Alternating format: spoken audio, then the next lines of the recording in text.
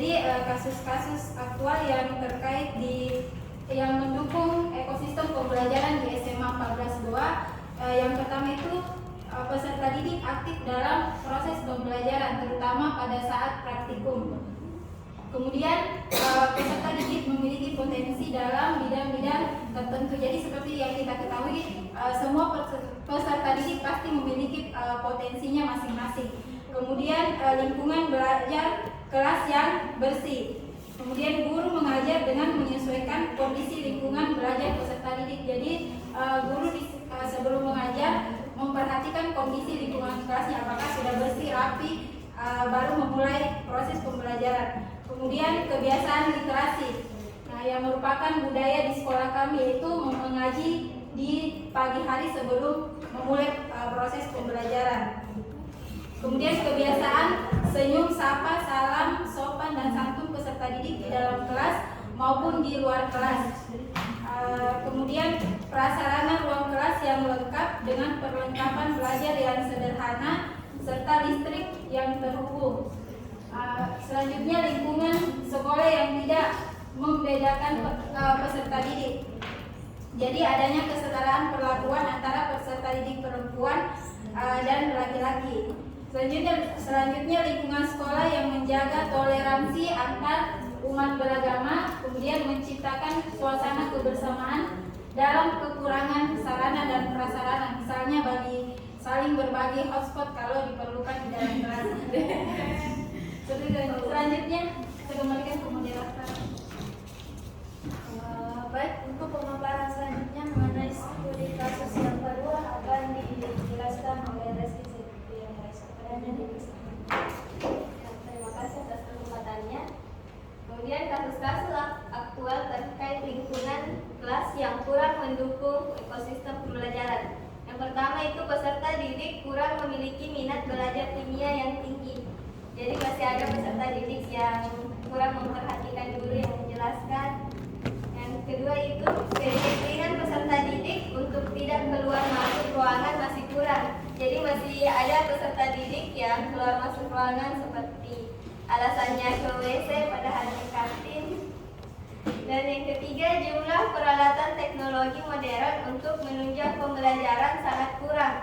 Jadi di sekolah kami itu ketersediaan LCD hanya 2 dan digunakan 3 tingkatan kelas. Kemudian yang ketiga, laboratorium digunakan sebagai kelas karena kekurangan ruangan kelas belajar. Jadi laboratoriumnya itu digunakan sebagai kelas. Yang keempat, kelas belum dilengkapi teknologi modern untuk pembelajaran.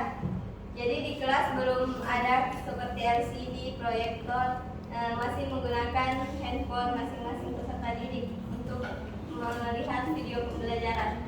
Kemudian jumlah peserta didik dalam satu ruangan belajar terlalu banyak. Jadi rata-rata di setiap kelas itu ada 40 siswa. Paling sedikit itu 36. Jadi kelasnya banyak. Akses internet atau wifi masih menggunakan jaringan pribadi peserta didik.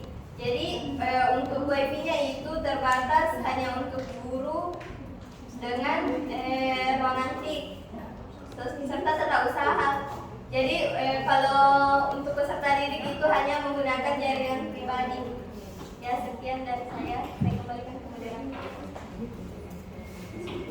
Baik, untuk pemaparan selanjutnya akan dijelaskan oleh Pak Anugrah Pratama. Baik, tentang tantangan dalam menciptakan lingkungan kelas yang kurang mendukung ekosistem pembelajaran. Yang pertama itu adalah menciptakan lingkungan kelas yang tertib dan kondusif saat proses pembelajaran. Jadi masih kesulitan untuk menciptakan lingkungan kelas yang tertib tadi dan juga kondusif. Sini artinya peserta didik itu tidak ribut saat proses pembelajaran. Nah, yang selanjutnya tentang keterbatasan teknologi pembelajaran yang bisa disediakan sekolah untuk mendukung gaya belajar peserta didik yang dominan kinestetik tadi. Jadi berkaitan tadi sama dengan laboratoriumnya yang masih digunakan sebagai ruangan kelas. Dan selanjutnya memfokuskan peserta didik pada pembelajaran yang kurang diminati. Jadi beberapa peserta didik itu dari hasil observasi kami kelihatan kalau yang kurang pada minat belajarnya pada mata pelajaran tersebut, jadi dia sendiri merasa kurang semangat untuk mengikuti proses pembelajaran. Masih perlu diaktifkan dengan metode-metode ataupun teknik-teknik strategi dari proses pembelajaran. Yang selanjutnya, merancang dan menciptakan media pembelajaran yang bisa digunakan secara serentak bagi peserta didik, yaitu tadi. Jadi kekurangannya karena tidak ada teknologi yang memadai, jadi media pembelajaran itu sulit tersebar untuk semuanya, dan ada beberapa siswa yang memiliki handphone, ada juga yang tidak, termasuk jaringan internetnya. Kemudian perubahan sikap dan minat belajar peserta didik yang dipengaruhi pada masa pandemi. Jadi adanya perubahan attitude ataupun sikap dari peserta didik ini kiranya mungkin dipengaruhi oleh masa pandemi kemarin yang dimana peserta didik hanya belajar dengan secara daring.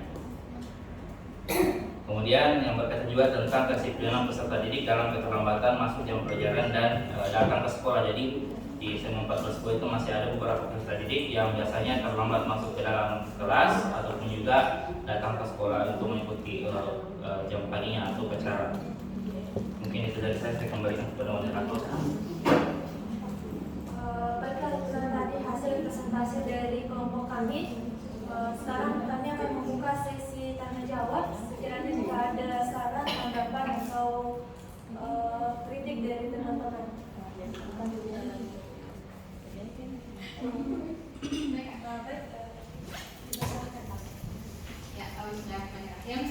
atas kesempatan yang diberikan. Nah, tadi kan dari kelompok SMA 5 Makassar,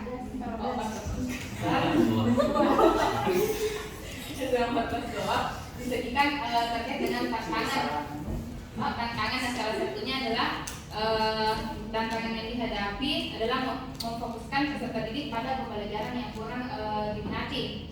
Nah, pertanyaan dari kelompok kami adalah bagaimana caranya atau solusi dari teman-teman di SMA 14 Goa untuk memfokuskan peserta didik pada pembelajaran yang kurang diminati. Yang kurang diminati.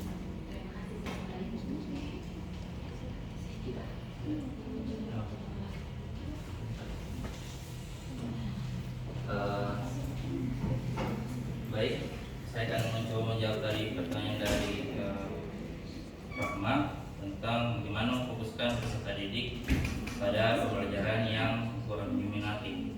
Kalau menurut kelompok kami, khususnya pada pembelajaran kimia, mungkin tadi dikaitkan dulu sama selain tadi sudah melakukan tes diagnostiknya, yang itu berarti mengetahui karakteristik gaya belajarnya mungkin yang dimana disesuaikan dengan media-medianya nanti.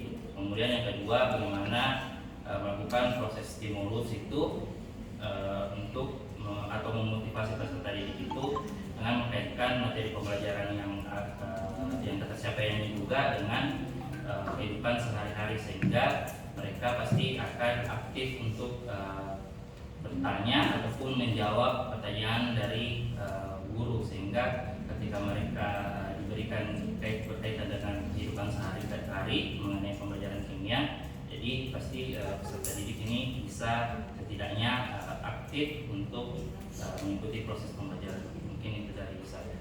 Terima kasih. Baik, bagaimana dari sini apakah masih ada tambahan? Baik, jika di antara teman-teman masih ada yang ingin memberikan pertanyaan, kami persilahkan ataupun berupa tanggapan, saran yang membangun. Baik, oke, silakan. Baik, terima kasih atas kesempatan yang telah diberikan kepada saya. Di sini saya ingin menanyakan kepada kelompok SMA 14 Dewa itu terkait kondisi kelasnya. Apakah kondisi kelas di SMA 14 Dewa ini mendukung proses pembelajaran, misalnya posisi tempat duduknya, sirkulasi udara di dalam ruangan kelas?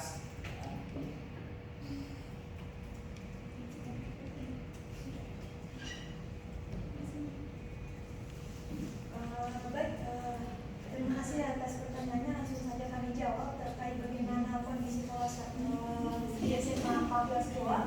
Jadi karena kondisi kelas yang jumlah peserta didiknya yang cukup banyak, jadi agak sulit jika ingin langsung membentuk kelompok kecil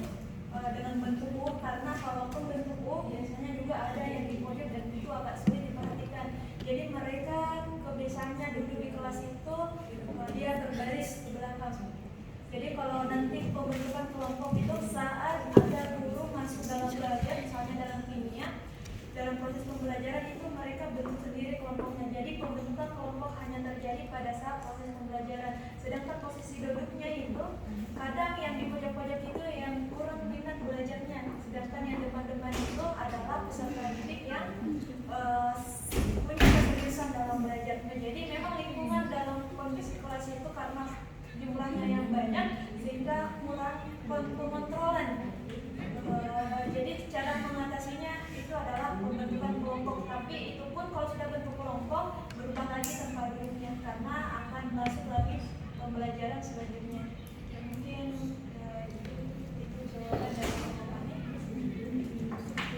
Baik, bagaimana?